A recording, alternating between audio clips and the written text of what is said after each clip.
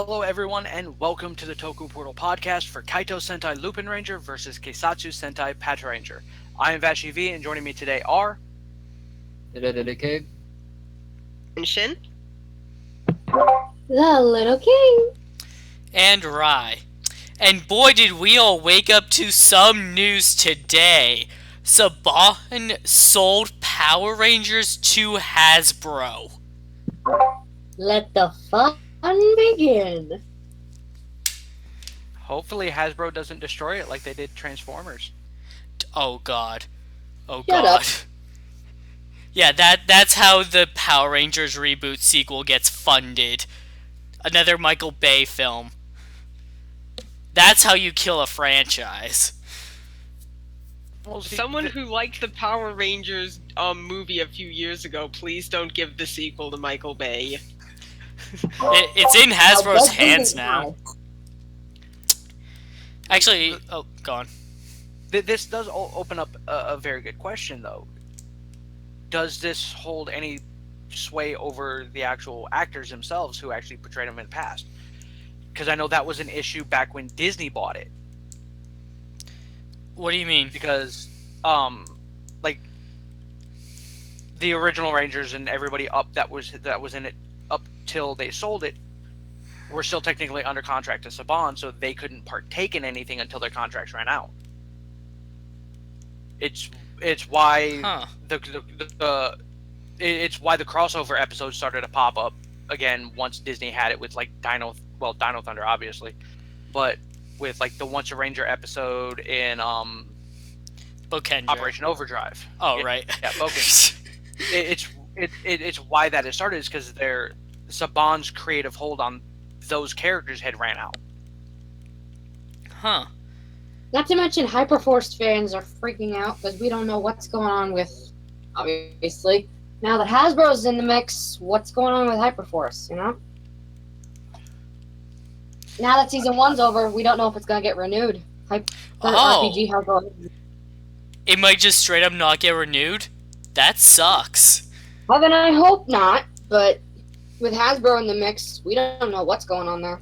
Well, given Hasbro's mentality, I'll give them a little bit of credit to not immediately kill something that actually has a massive following. Yeah, Power Rangers may not be the quality that it used to be, but it is still just as popular because everyone that watched it as a kid is still, like, keeping up with it now. And considering a tabletop RPG has Power Rangers' popularity since it started 6 months ago, I'd say that's not exactly a good loss to cut. Right. It's like, and I think the only series that actually lost fans was Ninja Steel, and that's only because the fans they lost were the ones who watched Ninja and the giant crapshoot that was. I will admit I've watched 2 episodes of Ninja Steel and went fuck this. Which is about 10 episodes longer than I watched of actual Ninja. How did you get negative episodes? Well, I meant I'm sorry. That's 10 less than I had watched of Ninja. Because like it got to the point where when I was doing the podcast that I was just kind of like skipping through the episode trying to find like the fight scenes, and I'm okay, I'm done. Alright, Red's the hero again. Would you have preferred it if the hero of Ninja Steel went, I'm getting fired up all the time? No, I don't need I did not need to be reminded of Naruto in the American version as well. Okay, Bastards. so we'll see how that goes. But today we're talking about episode 12. We open on a middle school boy running track. He's disappointed with his speed, but he wants to improve. Jim picks up a Ganglar signal that's moving extremely fast. Opening. Yeah, this was definitely like the shortest opening scene we've gotten, but that's because they wanted to put all the plot after the open. One thing that confused me about this episode is, does the collection piece really make you go super fast? And if it how was the Gangler able to appear like it was going super fast? Okay, let's get this out of the way now. The collection pieces, for the most part, for normal humans, are useless. With that being said, Yeah. they do have special powers, and the ganglers are able to force that power out of them through their safes that they keep them in. How that works and how they set that up is probably never going to be explained. And the main exception, of course, is the Lupin collection pieces that our heroes have, for obvious reasons. Yeah, when Koguri says most of the collection is useless, he's probably referring to those being not useless. Got it. Okay, thank you for clarifying. I'll just go ahead and move on since that was pretty short. We get the episode title, number 12, The Magic Bracelet.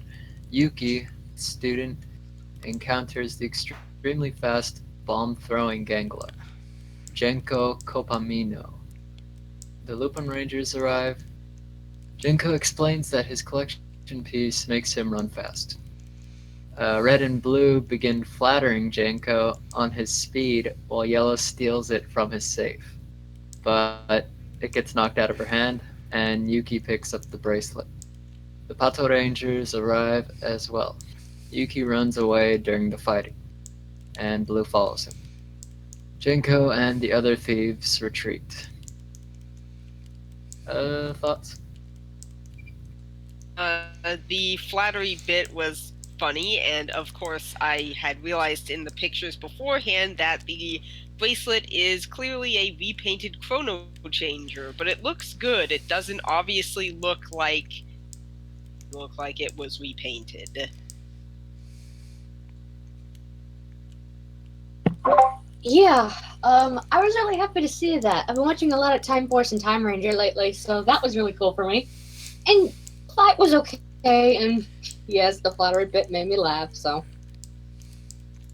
Here's what I love about the flattery bit. When it was just Kairi, I was like, the fuck is he doing expositing that this guy's fast? We got that already. And then when Tuma joined in, that's when I caught on, like, oh, Umika is already sneaking up on him, isn't she? Yeah, she already has the collection piece. What a great way to pull that off, because they didn't feel the need to explain to the audience what was going to happen beforehand. They just did it. And we see more of that later this episode. Very well written. You can definitely see the quality difference between the lead writer and the secondary writer. So apparently I'm the dumbest one of the group. Oh. I did not catch on until he went, wait, what? And Umika had already stolen it. I was like, oh, okay. Because like you said, it was a little confusing at first, because I was like, okay. I just figured they were being flashy and show-offy and that whole I can kick your ass anytime kind of way thing. I completely forgot about the whole safe thing and stealing the collection piece, because I'm so used to that happening during the fight. Like, at the end of the episode. Right, so it was like I wasn't prepared for it. I do like the fact that this was a repainted Chrono Trigger, or Chrono Changer. Chrono Trigger is a very different thing. Yeah. Please nobody repaint that. But yeah, it was a nice touch, and this is what, the second one that's technically been in? Because wasn't the first one the lamp? There was also the ribbon. And last week for Go Rotor. Oh, really?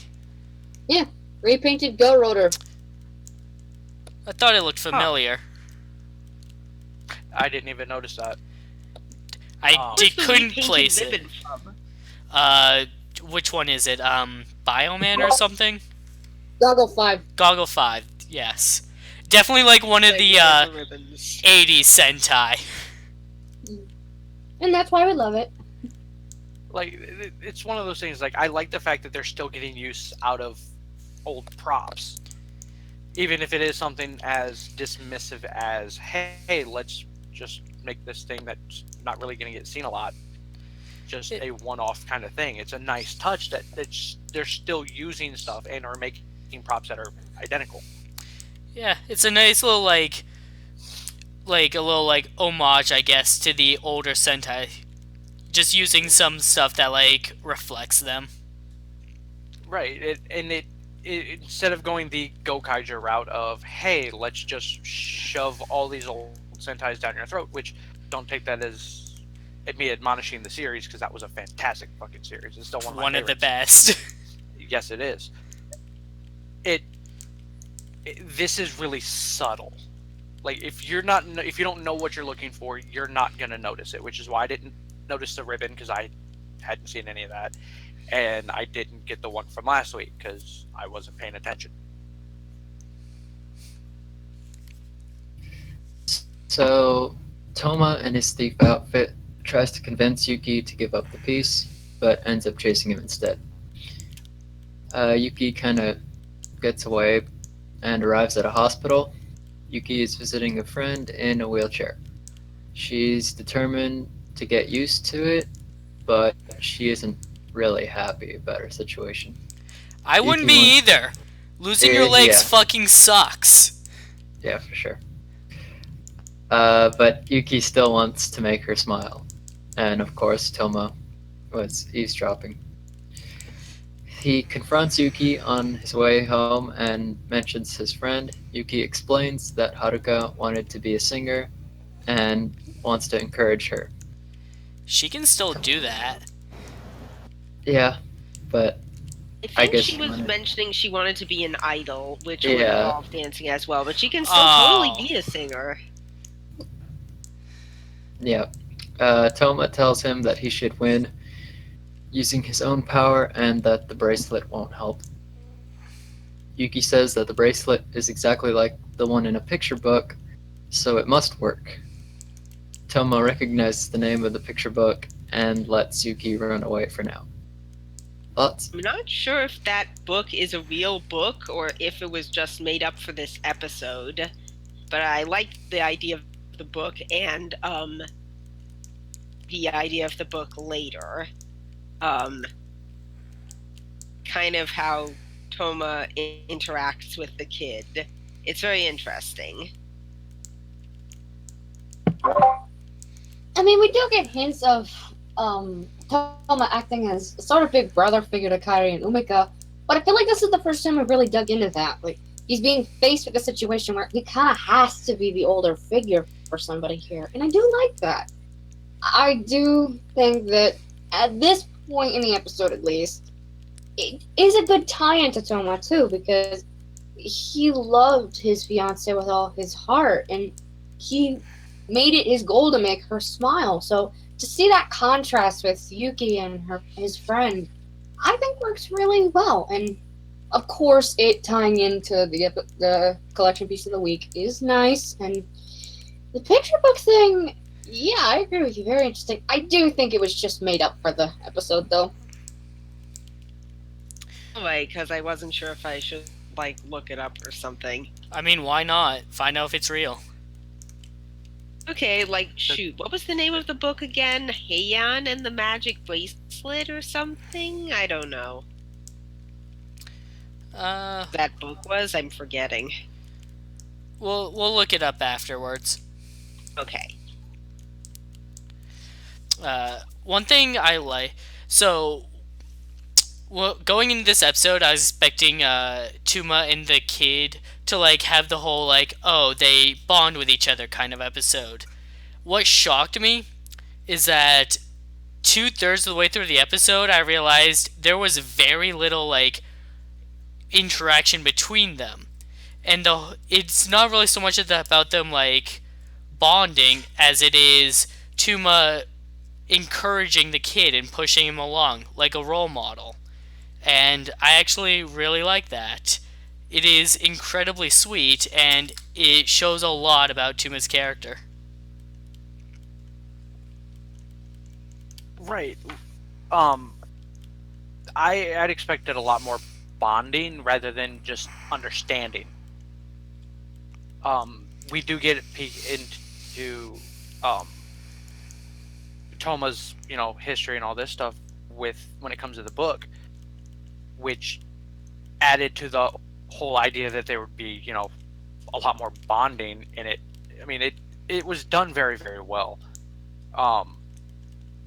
the speech that he gave, that Yuki gave uh, his friend, I think it is, was actually very, very, very well done ideas of whole, you don't, kind of that whole, you don't have anything to laugh, to smile about, so I'm gonna make you laugh. It's a very sweethearted thing to do for somebody who's in the position that she's in, and actually goes amazing lengths for a character that we're probably never going to see again. This series is fantastic with writing for like stuff like that, and I love the crap out of it.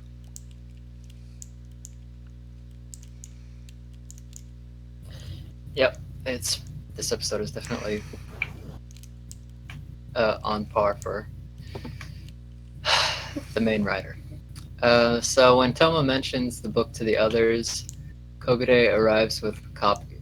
The author must have seen the bracelet in person, as he lived in the same time as Arsene Lupin, and he wrote about it. However, it still doesn't work for humans, Kogure explains. Toma didn't believe in the story, but his fiancée wanted to believe in it, saying that fantastical stories can help you tackle reality and support you. Toma wants to try retrieving the piece once more. Love this And yeah, lesson we got a after flashback. speech, Yeah. What? First? Oh, I'll continue. I loved this lesson. I love the speech that Tuma's fiance gives. It's very encouraging. And it works really well with both Tuma's character and the overall plot of the episode. Oh my gosh, absolutely. And I do like that they took this sort of perspective based on experience. Like, Toma's fiance believed in that stuff because she thought that fantastical stories can help you through reality. That's a really, really interesting way to look at life, and one that is, seen in the real world, myself included. My point is, I do like that Toma has experience in this sort of thing, and despite, the facts and reality facing him dead in the eye, he's still willing to accept these sort of stories and make something out of it. And I really liked that. Good on the writers for adding that to his character. And it's not so much about actually believing that, say, magic is real. It's more about wanting to believe it's real and letting that encourage you to try, to make that magic real in your eyes, to see it like in anything. And that's something that Tuma's fiance understood and wanted him to understand. And you can see that part of him here as he tries to help this kid with that.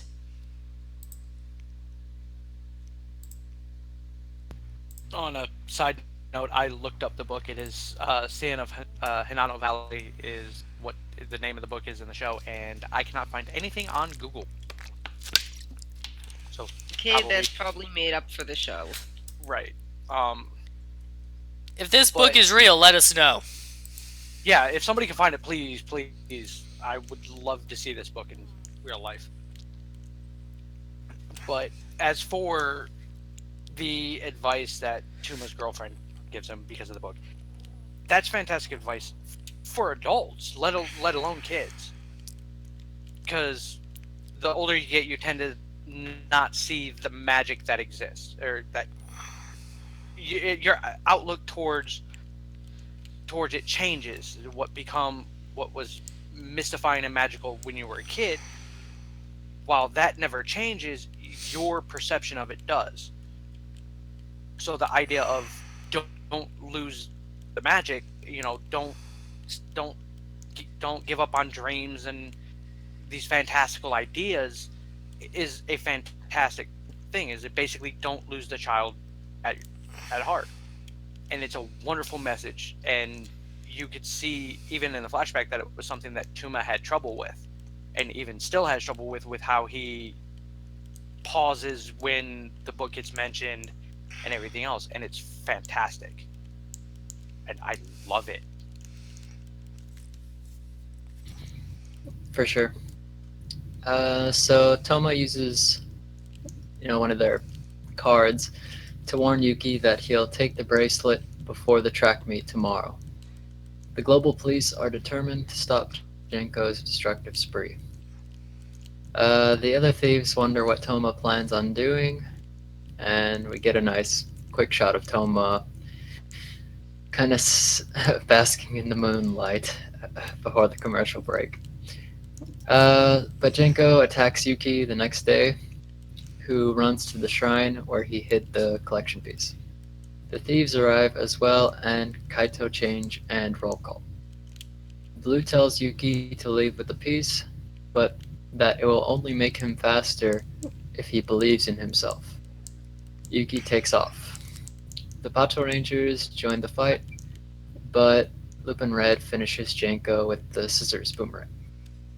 And yes, that boomerang / shield still looks freaking awesome. I agree on that. I love Yeah. that extra piece. So Gosh revives him. Pato Kaiser defeats him with the bike room. Thoughts? Like the setup, the whole "it will only work for you if you say I am fast." I'm like, where this is going, it'll probably be a motivational boost for the kid. At that time, even though they'd mentioned it before, I was still wondering, can this work for people? So it was interesting to see how it actually turned out later in the story. Absolutely. And I mean, it is a common message, but like Vashti said, it is a very widespread lesson to be taught, and I think most people forget that. And Sentai and Kamen Rider, of course, is capable of giving these kinds of lessons. Just a lot of people forget that, and good on the writers for not forgetting that. Good on them. And yay, Lupin Red Knight! I'm always happy to see that. And yeah, it was an even episode. Of course, we were getting Pat Kaiser, so still, I had a lot of fun with this. Yeah, So I like that Tuma gave the kid an advance notice. It's not just something that they reserve to ganglers. They're willing to use it to get the collection piece, one way or another. And of course, when the kid ran to the hiding spot to check on it, my immediate thought was, good job, you stupid kid, you just led him right to it. I was a little confused, though, when the kid was being chased by the gangler, and then they were confused as why he was there. It's like, oh, they weren't following the kid here. They were actually just waiting for him. That's why they didn't expect the gangler to show up. And it was a great motivational message. Like, yeah, this won't work if you don't believe in yourself. So believe in yourself. And sometimes that is a true thing. Like, if you don't believe in yourself, you're not going to try as hard, whether or not you're actually trying. And this kid just needed to take a deep breath and focus on what was at hand, not what he was trying to do. For the Lupin Red Knight mode, it didn't occur to me until this episode that that's basically a red only power up. It didn't occur to me before because it's just another weapon, so the others could use it. And I think I'm actually just fine if Kyrie is the only one that uses it, because you know what? It's fine. He makes it work. Might get a battleizer at the end of the show anyway. Like, in terms of Lupin Red Knight, like, this contradicts everything we said in Q Ranger. The red only power ups are getting a little old. This one, like I said, I'm absolutely fine with this being red only. Theoretically, it can be used for any of the Lupin Rangers. It's really all about presentation. And to be honest, Lucky only got one good power up that could have just been another Kaitou Ranger. Yeah, the White Ranger. That could have just been an entirely different Ranger. Or different person. But they had enough as it is. But, like, Lupin Kaiser Knight looks badass.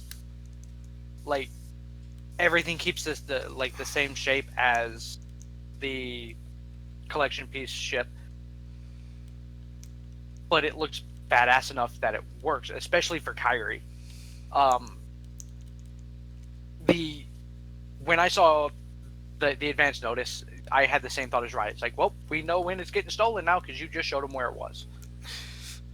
Like, people are dumb, and I like the fact that this series points it out. Because if you have something hidden and somebody says, hey, I'm going to take that from you, and you don't know where they're at or anything else, your first thought is, hey, I'm going to go check on that. Typically. So it's like the fact that they played that up actually worked really well here. And I didn't catch the fact that they were waiting on the kid to show up. Yeah, I didn't catch on that first, but that's why... But it was done really, really well. Because they kind of played it off as it could have been either way. Until we get the information towards the end of the episode. And yeah, the Tuma's thing of explaining to the kid this isn't going to work unless you believe in yourself is good advice, especially for somebody who already believes that this is a magical item. So even taking the magical item away, that's still very good advice to give. Like Bryce said, if you don't believe you can do something as exceptionally well as you can, you're not going to do it as exceptionally as you can, because you're basically going to half-ass it.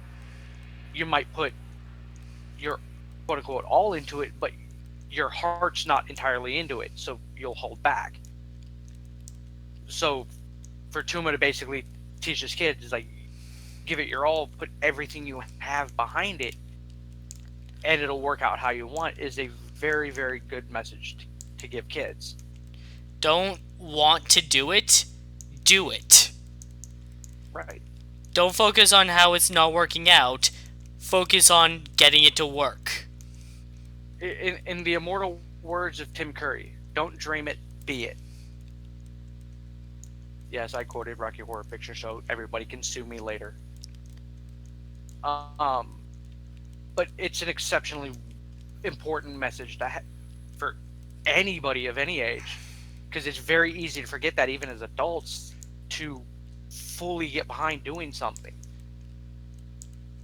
And this is one reason why I like watching Super Sentai and Kamen Rider over watching Power Rangers in the US. Because 90% of the messages, very exceptional messages that Super Sentai has, gets lost when they bring it to the US and make it their own show here. Because here it's mostly friendship and family and don't be a bully. Unless it's the original Power Rangers, then it's bullies, and that was a whole weird situation. Yeah, they had to tone that down super hard because parents were getting so mad. Yeah, because it's one thing if the bullies are actively picking on people, but to just turn around and actually just instigate stuff, which they did in the original, was kind of a bad thing. Things you notice as an adult rewatching stuff you watched as a kid. But those type of messages, these exceptional messages that these series have, disappear when it gets brought to the US, and I think that's a terrible, terrible thing. So it's okay, but why to be clear, Power Rangers has made it up more than once, not all the time, but it's not gone. That yes, it doesn't always get translated But they can make up for it when they try. Right, and They do. That's the issue. They do, and it's why like RPM. I loved RPM because they tried to put in a lot of those messages that Go Onjar had of this isn't just about you. This isn't just about what you're dealing with. This is about everybody. You made one mistake, but everyone is in this now. So don't try to carry the whole burden yourself. That was a huge thing in RPM because everyone felt like they had something to prove. Right. It's like, and that's how a lot of the Sentai members start out, like newer members and stuff like that.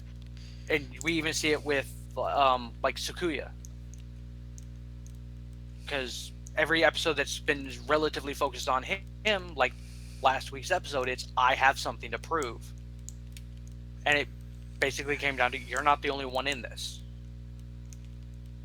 And these are things that tend to get lost when it gets brought to the U.S. I mean, there are some, like King said, that do a very good job of trying to deliver similar messages, but a lot of it, because of the material they use, or in the case of like with the book being either made up or unsearchable on Google, at least at the moment, it's hard to find something that would be similar to take its place as a reference item. And let's face it, up until here recently, Saban was really, really lazy with ideas. Yeah, their Power Ranger Samurai is a carbon copy of Shinkenger to the point where it has 90% of the Japanese like references in it in a show that takes place in California. No joke. Apparently, before the adapters came on, the adaption tech for making for the samurai episodes was a translator. I'm not even kidding. This is why I think that even though I love Super Sentai, Power Rangers should try to at least do something different. I mean, yes, they are constrained by the Sentai footage they use, but they can also have a totally different show around it, as was proved with RPM. That's why I love Hyperforce. Also, the original Mighty Morphing. I watched Jew Ranger. I bought the Shout Factory subs. That show is abysmally bland. The only good part about it is the Green Ranger. And Bandora is actually pretty neat, but she's also very repetitive. Well, in fairness, so was Rita Repulse. But Bandora is more fun than Rita.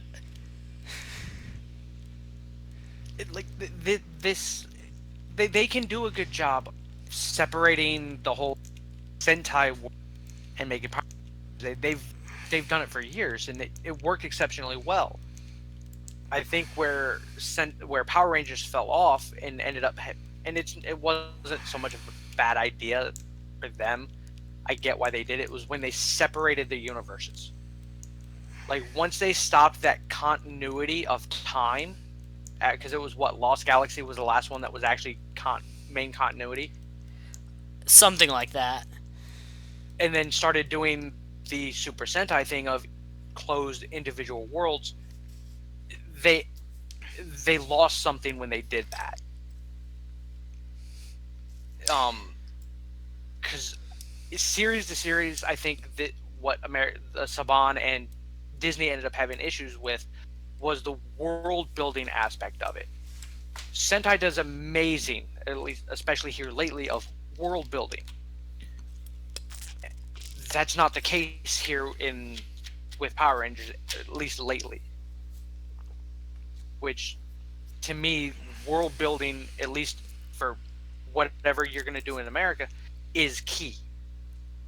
It's why they focus so much of it on in the first 10 or 12 episodes of Super Sentai. It's here's how the world works. Oh yeah, by the way, there are Power Rangers. It kind of takes us the introduction of characters and plot kind of take a secondary, at least at the initial start. And Power Rangers just jumps right into, hey, focus on these guys. Nobody else matters. Oh, so the world is just this generic American, I mean New Zealand city. You don't have to worry about it. It's just like all the others. Wasn't Mystic Force like with a cast of all Australians or something like that? From what we've heard, yes. But at least with Mystic Force, they tried getting Briarwood a little bit more life into it with the forest, and well, they tried. They tried. Unfortunately, like it was too separated.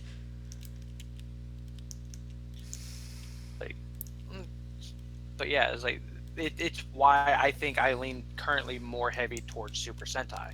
Even though yes, Power Rangers is something I love with all my heart. I grew up with it. I've been watching Power Rangers from the start. Sentai to me is deeper. But that's my personal opinion, and we should probably move on. I have become zero on this podcast.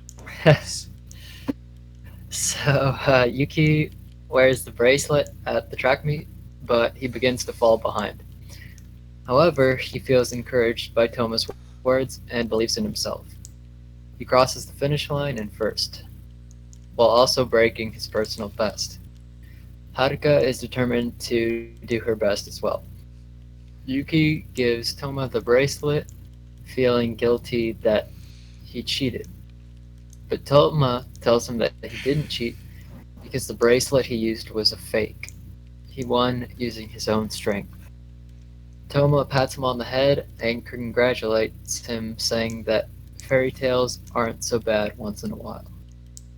And yeah, like King was saying earlier, it's kind of like breaking the fourth wall because, I mean, obviously, anyone watching kind of enjoys tokusatsu and fiction, basically.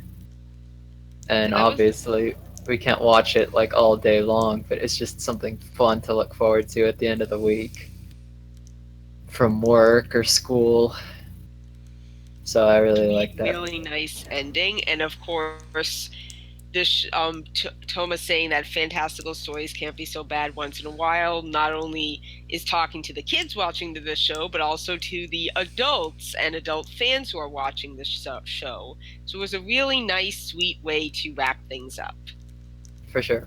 I just had one more line. Haruka asks Yuki who he was talking to, and he replies that it's someone who has his back. Episode end. Thoughts? But he mentioned mine, but I loved this episode. It was really nice. Had a really good message, and really worked for all of the characters involved. Maybe we'll see this kid again, but even if we don't, he had a really good story.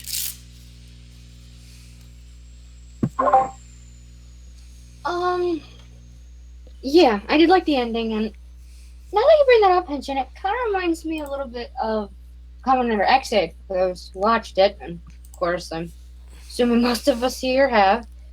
But I mean that in the sense of Exide was good about the throwaway characters of the week because they were able to tie in whatever was happening with issue of the week with the main characters' stories.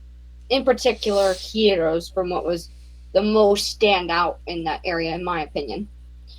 So to see that in Sentai with Toma, especially, since it's nice to get some non-red focus, especially with 2 reds now.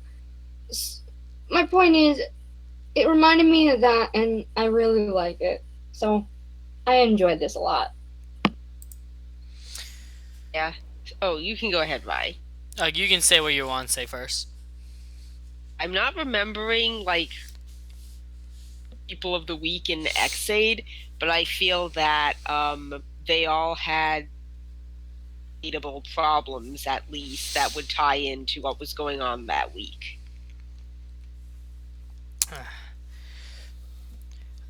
It was really nice to see Kairi and Umika get involved with Tuma's plan of encouraging the kid to win the race on his own.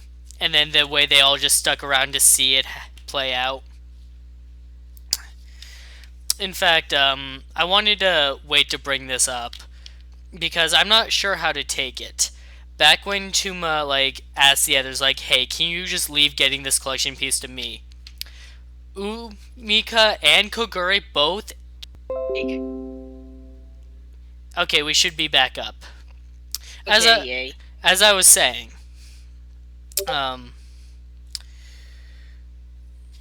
Kyrie, they didn't have to it doesn't feel like they had to decide that Kyrie was the leader. He just is because he falls into that role. And which is a big contrast to Q Ranger, where they had a big argument over it, which ultimately led to none of them being the leader.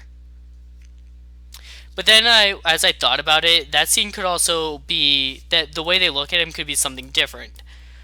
They could also be looking to see if Kyrie is okay with it in general, because they might be worried about how he'd react to Tuma trying to go off on his own.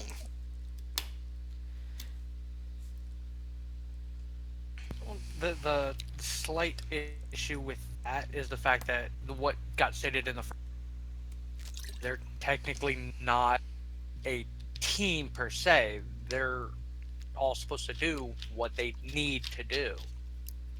So it could have just been looking at him as, are you going to interfere with this? Yeah, that's more or less what I was thinking as the alternative route.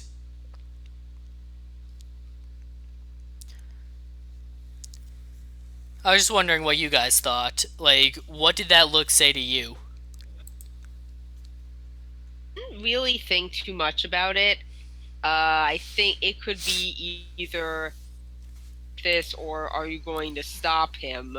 Maybe both, actually. I don't know how team is, but I'm guessing it's probably not so as it's certainly not as regimented as the global police. So it's more on the same wavelength for the capers to come off successfully. Yeah, I'm with Tension on this one, because with the thieves, it sort of seems like an unspoken thing, because Kyrie's more than proven he can hold his own. He has trust in his team. He knows them. Like I said with you, Commander.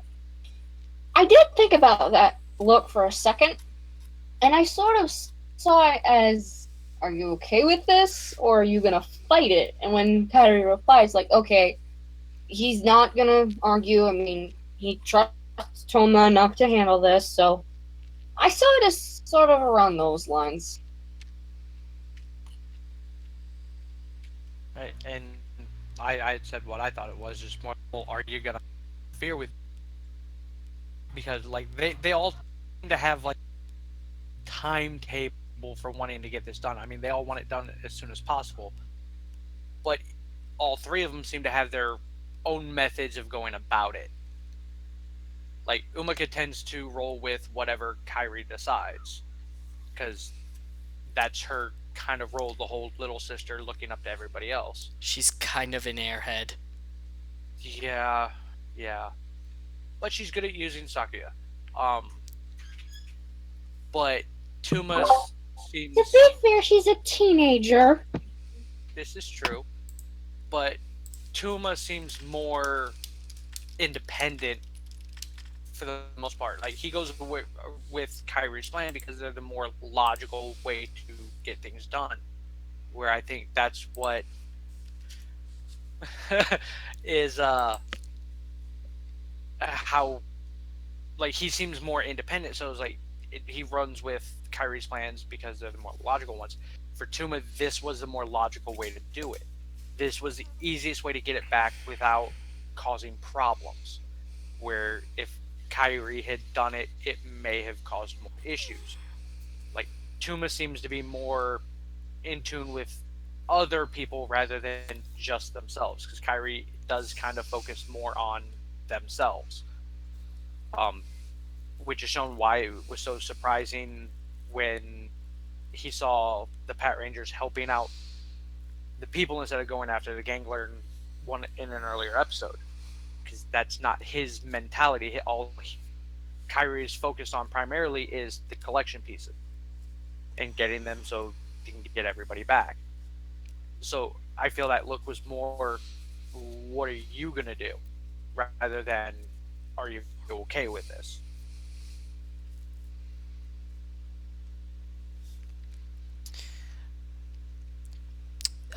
Speaking of the global police, in prior episodes, they've never really been concerned about the looping collection. They hardly acknowledge them. There was that one episode where Tsukasa intentionally let Umika get the piece, but aside from that, they've never really associated them with the Ganglar. This episode is different. They actively had to acknowledge that, hey, the collection piece is what was making the Ganglar fast. Now he doesn't have it and he's more vulnerable to us. I hope that, like, this doesn't get dropped. Like, like, they are going to need to start paying attention to the collection pieces now that it's in front of them. The rules change when the Ganglar loses it. How are they going to tackle this? Are they going to try stealing it themselves now? Or are they going to occasionally let the thieves take it to help them out?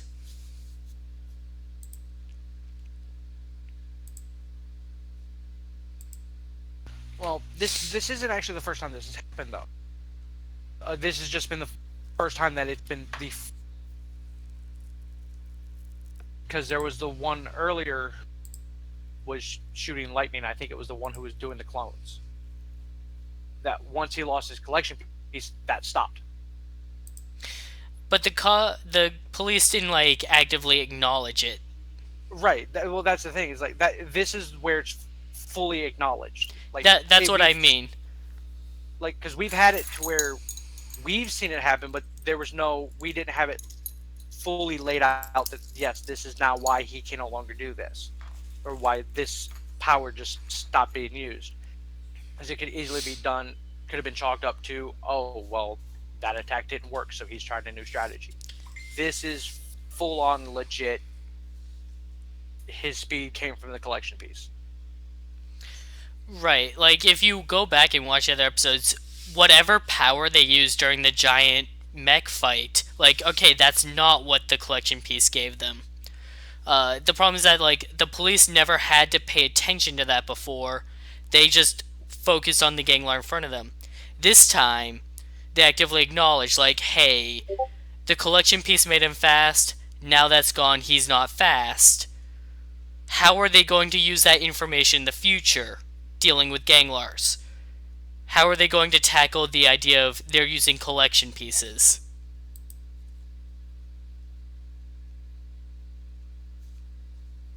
It'll be interesting to see how they'll do that, and I do hope that they actually consider that in future episodes. Yeah, same. It's something that could easily get dropped. I can see it getting dropped.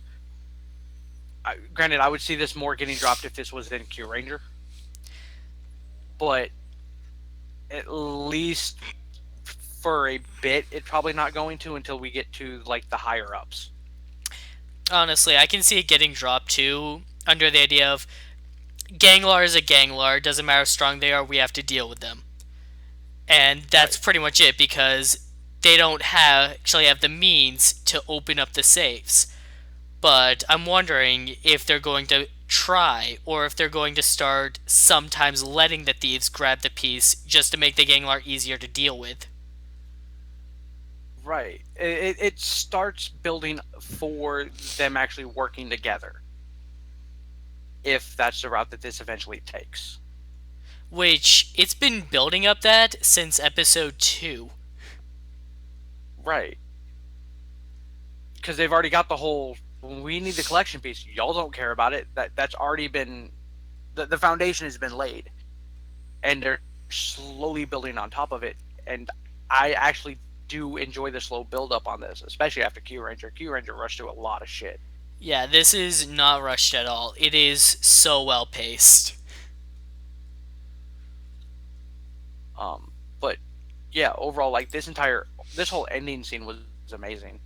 Like even to the point of Yuki, being ashamed of how he won because he felt that he cheated, and then to have it, no, you didn't cheat. That was a fake. That was all you because you believed in yourself, albeit through this device. But he still won under his own power, so it still let him have that pride at the end of it. And I did like the metaphorical push. That was a nice touch. It confused me for a second, then it clicked that it was just metaphor. Yeah, Tuma did not actually shove the kid in the back. He would have toppled over. It's like, because I saw that, I'm like, he just cheated. Tuma just put. Oh, I'm dumb. Well, you think Tuma used the collection piece to run up behind him and push him? Well, no, they've already shown they can get around quick by using the little grappling hooks or whatever. I just kind of, like, in my head, it was he used a grappling hook, landed behind him, and went, go faster. It's like, that would be interfering in, like, an elementary school track meet. Right. I would have lost a lot of respect for Tuma if he did that. Especially after everything else we saw this episode. It's like, and that's what had thrown me off with it so much, is I was like, wait a minute, oh, what is going on here? You cheat? Oh, okay. You shouldn't cheat. Turns around and cheats for him. I mean, because that's kind of the way it was played up, albeit, with the whole white screen in his head kind of thing. I was like, wow, damn. And then it's, I'm stupid. But yeah, it's just, all in all, it was a nice touch. It's like, so far for the, quote-unquote, one-off, character for whatever plot device needed for the week, he's been one of my favorites so far, and he's one that I could stand to see come back. And I've noticed something over the last couple of years that they tend to use like kids for this type of thing. Because in Gokaiger, it was a kid who stole the Shinkenger key Yeah. as a let's teach somebody something and or let's learn something, which it was kind of both in Gokaiger. But it was in both kids were played differently with how it worked. Like you could going back and looking at that episode in Gokaiger, you could easily see why that character never came back. Right. Why it was just the one-off characters. Like with this, they can actually build on it with the fact of the girl in the wheelchair and the connection between him and Tuma. There's more of a connection between him and Tuma than there was between Marvelous and that kid. Yeah, Marvelous told him, alright, you can defeat that monster, you can keep the key. And then the kid couldn't beat it. And that's when Marvelous gave him the lesson, like, just wanting it isn't enough, you have to work towards it. You've had no practice. Whereas with Tuma, it was... Tuma's whole thing was kind of, you can do this on your own. You've had plenty of practice, just get at it. So, like, he's one of the few, like, one-off side characters that I would have no problem seeing again. Which says a lot, because I usually hate most of the one-off characters. Like, a lot. It's like, but yeah, it's like the just going back to the earlier comment about the difference in writing, because was this a main writer episode? I would be shocked if it isn't, but I'll look it up now. Go on. Because if this was main writer, oh my god, the difference between the two is jarring. Yeah, I assumed it was because of the difference. Like, because if this had been the secondary writer, it's like, wow, what was last week about?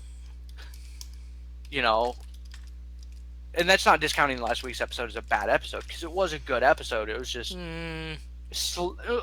overall as an episode, not ignoring certain aspects of it. It was a decent episode, and we've talked enough about what happened during that episode. I am not speaking of it. I'm letting you guys have that. We're gonna leave that on last week's podcast. Yeah, you want to hear about that again? Go back to that one. Just remember, it's exceedingly uncomfortable. Happens on last week's podcast stays on last week's podcast. But yeah, like the difference in writing is just phenomenal, and even just the way, like the difference in the way they filmed it too. You could tell that this was more geared towards the main writer, because last week's episode was more stationary rather than their typical fluid filmings. Like they still had their standard one or two like movable shots, like, but you look at the fight scenes for this episode and almost all of them are fluid with the moving camera and everything, especially with the boomerang. I liked it with the boom. That was awesome. It's like it's getting to the point, like if they continue this trend further on, it'll make it easier to spot, okay, well, this is a secondary writer episode versus the first writer. So it just being able to see the difference of the depth that the characters get is amazing. Granted, yes, last week's episode had a ton of build up for Sakuya as a character and depth for him as a character. That got sidelined because of everything else that happened in the episode. It kind of undermined it. Whereas there's nothing that undermined anything that happened in this episode, and I fucking love it.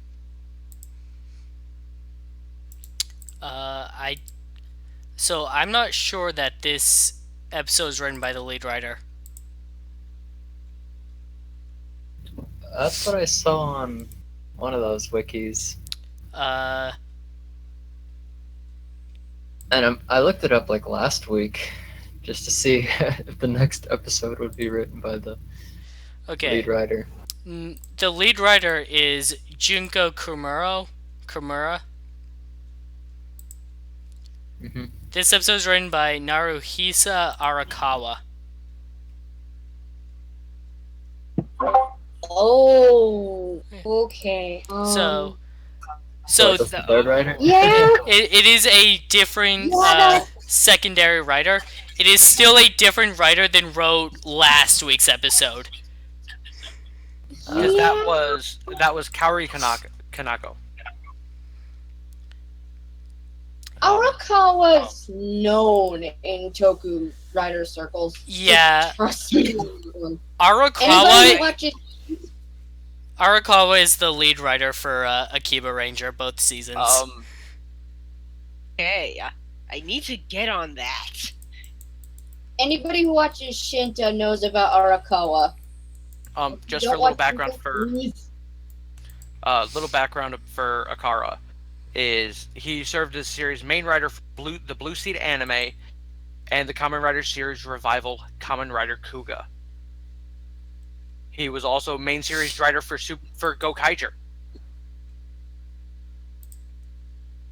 Okay, well now I can see why it's good. Yeah, I mean he's done a lot of writer. Oh yeah, he was also the lead writer for Deca Ranger. Here's where he's donated as a head writer would be Kuga, Aba Ranger, Deca Ranger, and Akiba Ranger, Gokaiger and Akiba Ranger. Yeah, but he's worked on he's been doing this since Kamen Rider Black. Granted, that was one Black. episode. I've watched a chunk of that. Still need to get on that, but Black is good. He only wrote episode 28 in that.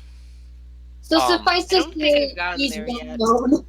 But he's done some in Jetman, Zhu Ranger, which would be Power Rangers. A couple episodes of Die Ranger, Kaku Ranger, Car Ranger, Mega Ranger, Ginga Man. It's a lot of Sentai. He's been around for a bit. So having this be as well written as it was makes a whole lot of sense over last week.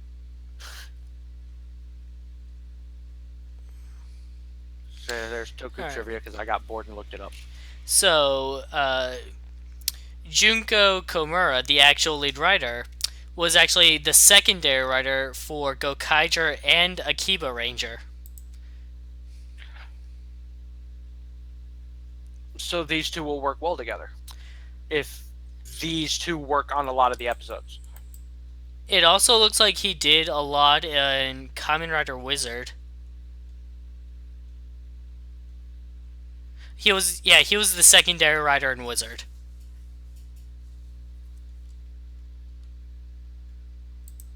Like it's one of those now that kind of makes sense why this episode seemed like a main writer episode, because this guy's been a main writer, and he was a head writer with Junko underneath him on Gokaiger. So it was like the fact that they would explain why it felt right rather than out of place like last week. Yeah, the writer for last week's episode doesn't even have their own page, so it's possible they're just a new writer.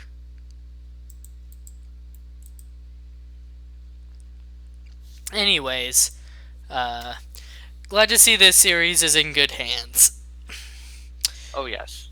Movie. I think that's the first time we've ever actually looked any of this stuff up.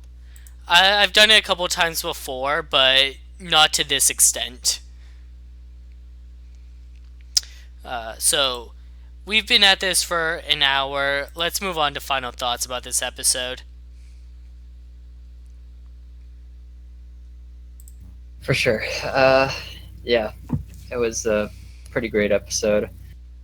Really good message, really good acting, of course. Even the one-off characters, if they are one-off characters, did a pretty phenomenal job. So, yep, A+. Looking forward to next week.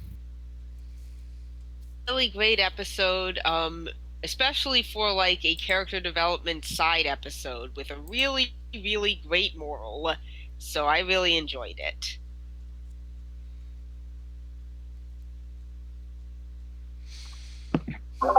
My bad.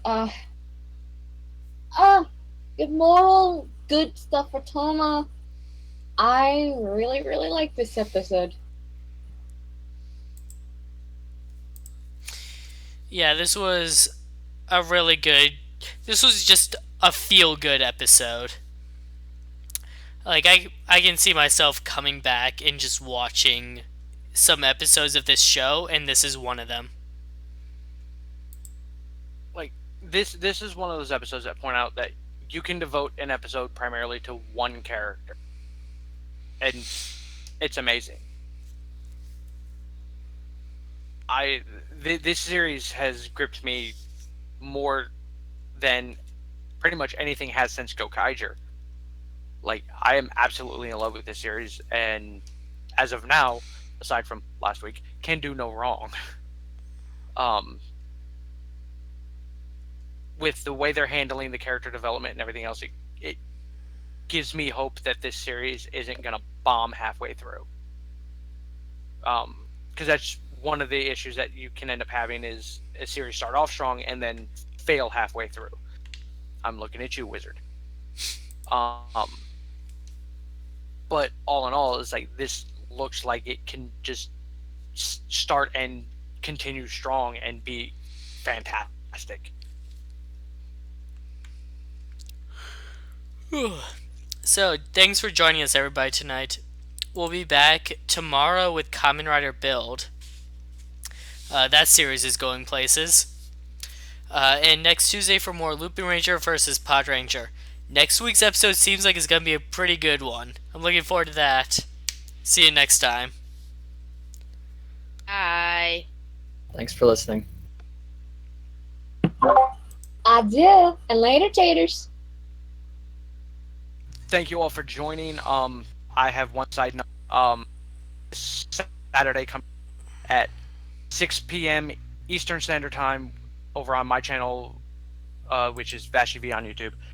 There will be an open cast for Kamen Rider Wizard. Wait, we're doing that on Opencast? Yes, we're doing that on Opencast. I got permission from Zero. Okay. Sorry, last I heard it was going to be on this channel. I talked to him about it and he has no problem with it being on my channel. Um, so we're gonna do it over there. We're in as for us ourselves, we'll still use our current setup for the podcast. But it'll primarily be me, and pretty much the podcast group that we have here, save for Henshin and possibly King. So look forward to it. It'll probably be a two-parter episode, anyways, because just like Blade. So look forward to it. It'll be a series overview, and check it out if you guys want.